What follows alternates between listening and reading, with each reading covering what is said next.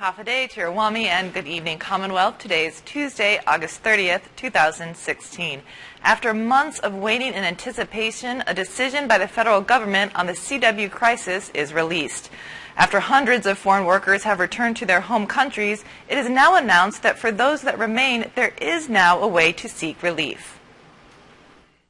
Less than 2 hours after Governor Ralph Torres spoke these words this morning during a press conference. So as of this moment, we have not heard any update from USCIS on any actions that we've asked, whether immediate or long-term goals.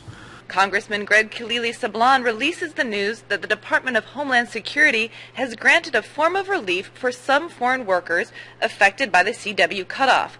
According to Sablan, deferred action, which will allow workers to reside legally in the Marianas, will be considered for those that qualify. Dino Lino, a CW visa holder who works at the airport as a mechanic, reacts to the news. Well, that's more convenience for us because they have lots of time to do all these things, renewal, The news, says Lino, was a long time coming. It's been long waiting about the CW, what's going to be happening. And Governor Torres seems to agree. When asked this morning if he was satisfied with the response or non-response by USCIS to the call for immediate relief, the governor had this to say. Of course not. Of course not. Governor Torres stresses that the CNMI government had no control over the CW crisis. The situation we have with CW workforce. It is a federalization, it's a federal issue. Federal handles our immigration. And now it is the federal government that will offer the chance for CW workers to remain in the CNMI.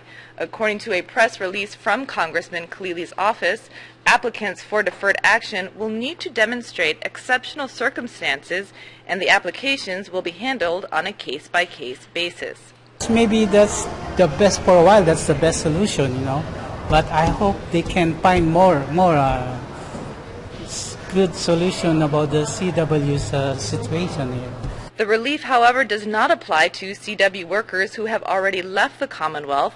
Only those who have remained after their permits expired or have not yet expired will be able to apply for deferred action.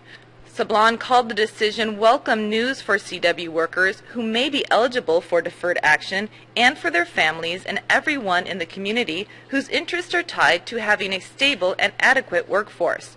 This morning, Governor Torres also stresses the need for an adequate workforce. The reason why we're asking for this is we need a workforce in order for our economy to grow. When immigration took over, our economy was not where it is today.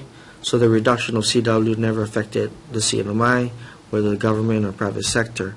In a press release issued this afternoon, Governor Torres thanks the director of USCIS, Leon Rodriguez, saying he sincerely appreciates today's announcement, adding there are many hardworking people in USCIS and the Department of Homeland Security who have listened to the CNMI's concerns.